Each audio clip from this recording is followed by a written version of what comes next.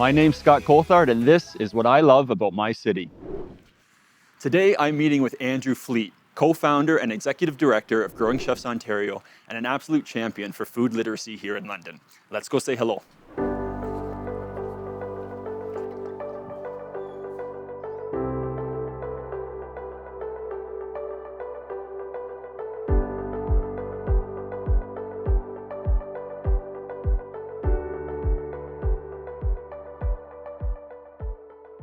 Andrew, thank you so much for joining me today. Looking forward to learning more about Growing Chefs Ontario. Why don't you start with introducing yourself and just tell us a little bit about Growing Chefs Ontario and how you got connected with it. Sure, yeah, my name's Andrew Fleet, born and raised in London, Ontario. When I was 17, I moved out to the West Coast, to the Vancouver area. Worked in restaurants for over 10 years out there. When I was a child, I was very disconnected from food. I was a very picky eater. I was very sensory driven with food, which presented in being very picky, and I wasn't exposed to a lot of foods as a kid. And it was out working in restaurants that I had to face that and learned how to develop strategies for approaching tasting new foods. And it was also the first time in my life I realized how much power we have as individuals in terms of the food choices that we make, and how much people track where we spend our money on food, and how much opportunity that is in having a voice and where you're spending your money, and how that shapes economies, how it shapes health, how it shapes our neighborhoods and our communities and our culture. For the first time in my life, I felt empowered as an individual in terms of someone in the community. And that's what led to founding Growing Chefs, which is an organization that hopes to share with children a healthy and positive connection with food. So the Growing Chefs mission is to change the way that we learn about and develop healthy relationships with food. And I am proud to say I'm the co-founder and executive director of Growing Chefs Ontario here in London. Yeah, amazing. Yeah. And do you want to talk about some of the programming that you offer?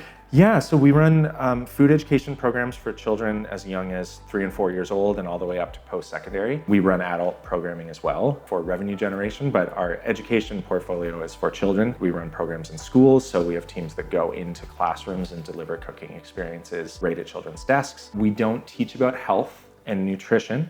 We use food as a vehicle to teach science and history and geography and social studies and math and literacy and art. And we create experiential learning opportunities with food.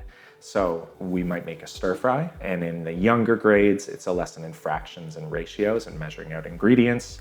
And in the middle grades, it might be understanding when you put liquids and solids together of different viscosities into one sauce, how do you emulsify them into something that's got a really nice texture to eat and balance sweet and salty and spicy flavors. And then in the older grades, maybe it's the history of how that cooking technique was developed, how the tools, like, how and when and where a wok was invented and what the purpose was. And there's so much learning that you can use food as a gateway to making that learning exciting, making it engaging, and helping young people understand how it applies to their day-to-day life. Yeah, that's amazing. And so in extension of that, can you talk about why that programming is so important? Yeah, definitely. So when we're starting this concept of Growing Chefs out in Vancouver, and I didn't start the original chapter. That was a pastry chef in the restaurant that I worked at, but I'm proud to have brought it back to London. So we worked in a restaurant that was very particular about where our food was sourced. All of our seafood was sourced sustainably. We used primarily locally grown ingredients. And part of our job, because the restaurant was quite expensive, was helping people understand why we charged what we did for the food that we made. And part of it was helping them understand that everything was meticulously crafted by hand by very skilled people. And part of it was because we were using very intentional products. That was my first time both learning personally about all of those things and realizing that before I worked there, I didn't understand and know anything about that world. And then two is realizing most people that we were trying to educate who were coming in as customers also didn't know those things. And that was my first time understanding that in Canada, we have access to a bigger variety of foods than people have really ever had access to before. We have access to more quantity of food than almost anywhere else in the world. We're very privileged in that way. But then at the same time, we waste some of the biggest percentage of the food that's available to us. And more children go to sleep hungry in our region per capita than almost anywhere else in Canada. and that doesn't make a lot of sense. And so starting to ask those questions and starting to help realize that those things that don't add up and make sense are symptoms of what's called low food literacy. And basically there's a correlation between how much a general population understands about our food system, how we grow and raise food, how we produce it, how we process it, how it moves from where it's grown and raised to where it's consumed, and what happens with the waste. And where we're sitting in 2025, where we're watching food prices increase exponentially, while it's not benefiting the farmers or the producers, the people that are actually making it for us. Right. So those are all symptoms of a problem that the research tells us the solution to is helping our general population learn more about that system, understand how it functions, and then to be able to make not just informed choices as individuals. When people are engaged and care about their food system, it forces policymakers and politicians and people who shape the systems we exist within to make food issues a priority. I mean, our food economy is the second biggest contributor to our national economy as a country, and most of us are disconnected from how it works, and that leaves it ripe for people with means to be able to take advantage of it. Yeah. And make it work for themselves as opposed to for all of us who depend and rely on it. Yeah. So that's why we do what we do, but then how we do it is something that's very unique and different about Growing Chefs as well. Yeah. Do you want to speak more to that, or? I'd love to, if you don't mind. So, yeah, we identified that, I mean, going into classrooms is really fun and creating these fun experiences for students to come along with us. I don't know if you know this, but in London, Ontario, there's over 1,000 different charitable organizations that exist in our community. And there's hundreds and hundreds of them that are focused on family services and services for children and youth. But we weren't seeing cooking and food education programs in all of these centers, whether they be neighborhood centers or libraries or independent organizations like the Boys and Girls Club or the YMCA, sure, just to name some. And so we started asking why, and there's a bunch of research on that, and essentially food programs are expensive to run.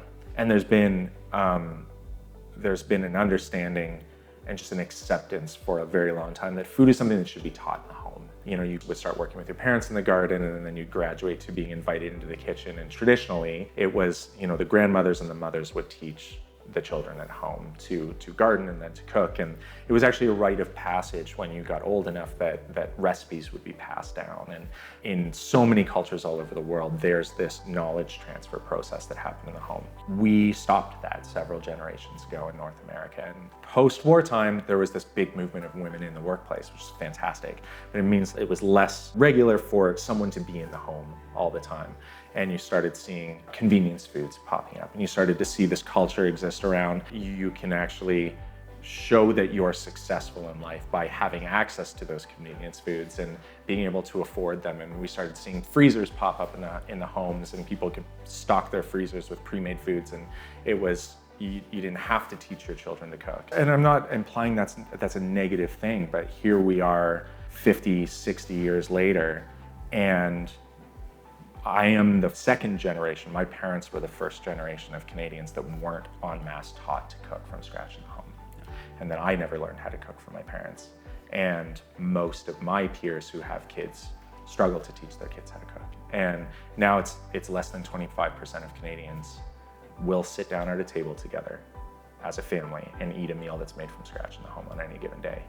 Right. And over time, that's resulted in a lowered food literacy and connection to our food system at the community level, and that's where we are. So we looked around and kind of went, if it's assumed this is happening in the home, but it hasn't happened in the home, and we haven't built it into our institutions, it just doesn't exist. So how do we make food education programming accessible to the community? So the first thing we did, we spent about 5 years developing curriculum, developing methodology for how to teach at an age-appropriate level, how to link it to school curriculum, how to make sure that what we were doing with kids was resonating with them, that they were having fun, but they were learning, and that they were learning what we wanted them to learn, and that they were inspired to continue that learning journey. So we developed those best practices as an organization. We developed the evaluation and the methodology that was developed that took kind of the mindset around running a catering company, where you would like go into odd spaces and set up the infrastructure to make food where there wasn't that infrastructure. And we set up that process to be able to just run cooking classes again on that kind of portable equipment. So if the London Public Library System wanted to run a cooking program in one of their branches, they don't have to renovate and build a kitchen. We could bring in those materials, we could take it with them. It was more cost effective for everyone. And all of a sudden we have 30 plus community partners that we're running programs with every year. We're in dozens of schools each and every year. And pretty soon we were reaching and have been reaching an average of 10,000 participants in those food programs each and every year, which is approaching 10% of the population of children and youth in London and Middlesex. So we developed that best practice. Things were going very well, as long as no one talked about the elephant in the room, which is that is not an inexpensive endeavor to deliver cooking programs to that high volume percentage of the population. And there's a limited amount of resources to pull from to be able to pull that off. And we're trying to build an organization where people could come in and be a part of this team and be a part of this journey and see themselves on this journey as a career path, which is really difficult when you're fighting month to month and sometimes week to week for enough funding just to be able to keep everything moving forward. So we had to shift our focus to developing a business model or like a financial plan for making this organization run. Sure, and I mean, in extension of that, do you want to talk about how people can support your initiative here in the city? Like what are the options for those that want to contribute? So first and foremost, we're a registered charity. So if you're so inclined and have the means to be able to make a charitable gift or a donation, we love that. We can put it in any number of places. You can put it directly into our education programs. You can support any number of projects we run. You can specifically support our school programs, our community programs. You can specifically make a gift that is just used to help people who can't afford what our programs cost be able to access them. We call it our subsidy fund. And we run a farm now. We have a full acre that we grow food on. We bring students and young people there to deliver educational experiences or agri-education experiences where they can see food growing at the source. And then all the food that we grow, we actually pack up twice a month and we give to food insecure families across the city anonymously. So you can make a donation to our farm that helps to feed. I think we were averaging 65 families through the summer months. We're receiving food boxes twice a month with food grown on our farm. It's just a byproduct of having a classroom, so to speak, that is an acre of food growing space. Yeah. So that's a really great way to support us. But we also have a social enterprise. So that's what we came up with to try and help the organization be able to sustainably move forward. So we needed a commercial kitchen to run our education programs from, and we needed not to have to pay for the operation of a commercial kitchen just for the sole purpose of delivering these education programs, because it's very expensive. Sure. So we started a school lunch program, a healthy, hot lunch program, where we make meals from scratch every single day. We use over 40% Ontario grown and raised ingredients in that lunch program. And we actually sell our meals at cost. So we can look to the kind of landscape of how school food works. And you can see that most of the options that are available for school lunches are like prefab, fast food, highly processed options. Right. And the reason that's the case is it's cheaper to make. It's less human beings involved in the process, more machine made, and more you can pull things from freezers and just heat it up, the more inexpensive it is to operate. So what we found is the percentage that it costs to make food from scratch and pay skilled human beings to make it, the difference in those prices to make it is actually quite similar to what a profit margin would be on a processed school lunch. So if we don't need to make a profit on a meal, if our profit can be that we're getting healthy, good quality food onto the plates of students, yeah, then we can sell those meals at cost. And our profit is that it's serving our mission. So right now, Growing Chefs makes up to 750 hot lunches a day. They go out to schools, preschools, and daycare centers all across the city, and that pays our rent on that commercial kitchen. So if you have school-age kids, you can look into our hot lunch program. And then we're sitting in our beautiful event facility, formerly known as the Auberge de Petit Prince in London, Ontario. It's the first fine dining restaurant that opened here in the late 1970s, and we've turned it into our event center. We run adult cooking classes here monthly that anyone can sign up for. You can rent the space out to hold your corporate events. You can do private cooking classes. We have a beautiful wood fire pizza oven outside, or you can hire us to do your in-home catering. And every dollar that comes from those events, whether it's from buying a beer from an Ontario craft brewer, or whether it's enjoying a meal that one of our team makes, all of that money supports the education programs. It lowers the cost of operating them. It pays for all the things that are less fun to ask for donations for. Our administrative costs, any marketing costs we have, any legal and insurance costs we have is all covered by the social enterprise. And yeah, catering your Christmas party could help to fund education programs for kids across the city. Yeah. So that's how we work, and that's another great way to support what we do. Just so many incredible initiatives. Thanks. It's really impressive. The power of ADHD and creative people coming together. So you're doing all these wonderful things for the community. Do you want to speak to sort of the reception that London has had and just sort of the integration into the community? Yeah, I mean, the reception's been pretty unbelievable. We've been here we're approaching 20 years. We wouldn't be able to do that without so many community members in London stepping up and going, we like that you're here doing this and we want to support you. So many people help us along and help to get us from one step to the next. And we're really lucky that this community is as vibrant and as creative and has so many great initiatives going on. It's created an infinite number of partnerships that's helped us take that next step forward. Yep. And introduced us to so many amazing people. I mean, like yourself, that we find ways to collaborate and work with in many ways moving forward. And yeah, I don't know if we have time, but I'd love to tell you as well about the London Licious project. Yeah, let's go there for sure. Yeah. So London Licious is a food festival. It's been in London for many years, and it's twice a year.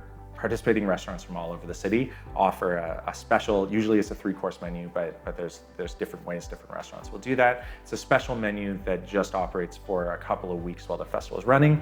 And then Londoners it's a really great chance to just look up a whole bunch of restaurants you maybe didn't know existed or you've been thinking about trying but haven't got to it. It's a way to go out and experience those new places. Cities across Canada have their version of London Licious. When in Vancouver it was called Dine Out, in Toronto it's called Summer Licious and Winter Licious. I was just in Elora a little while ago. They have Elora Licious. Yeah. They exist everywhere, and for many years they were actually for-profit festivals that were privately owned. And as the economy's been changing, particularly post-2008, but really exacerbated through the pandemic, they became less profitable and, like the entire restaurant scene, much more precarious to run. And through the pandemic, we watched the city of Toronto, we as in Growing Chefs, saw the city of Toronto took over Winter Licious and Summer Licious and started running it as a nonprofit festival as a way to regenerate tourism. And culinary tourism. And we thought that was pretty darn neat, and that there was an opportunity. We knew that London Licious was for sale. We thought it would be a really cool opportunity to go. Basically what we said was, if the city of Toronto and all of their bureaucracy and glory could run this festival really effectively, I bet you we could do at least as good a job as that.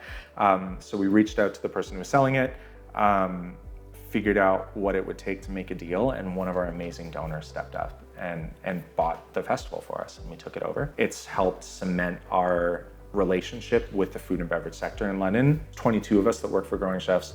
I think 18 of us spent many years working in the food service industry, so it's a way for us to stay true to our roots. It's helped us support the restaurant industry in London as it's trying to recover still from the pandemic. And as a nonprofit, it's enabled us to do things like, the first thing we did was we cut the fees down almost in half, and we can get, because again, we're not looking to make a profit off of it, we take everybody's registration and we pool it as marketing dollars. So we're able to say to a restaurant, for your registration fee, that might be $500, we can give you a slice of a $50,000, $60,000 marketing package for this festival, and really show Southwestern Ontario especially the absolutely amazing culinary scene that we have in London. I mean, if you look at London on Google Maps, we are literally an island in a sea of agricultural land.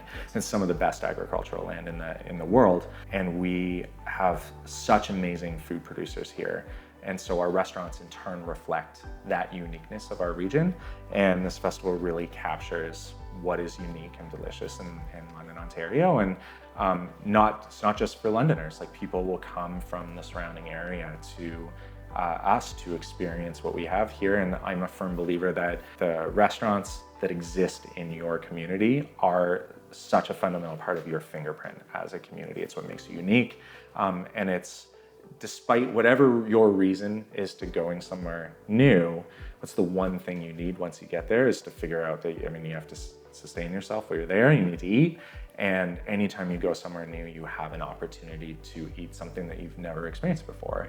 So we see Londonlicious as that way to get out and really literally taste who we are as a community. Yeah, well, my tummy and I thank you for it, that's for sure, because I've had a number of those delicious meals. And right?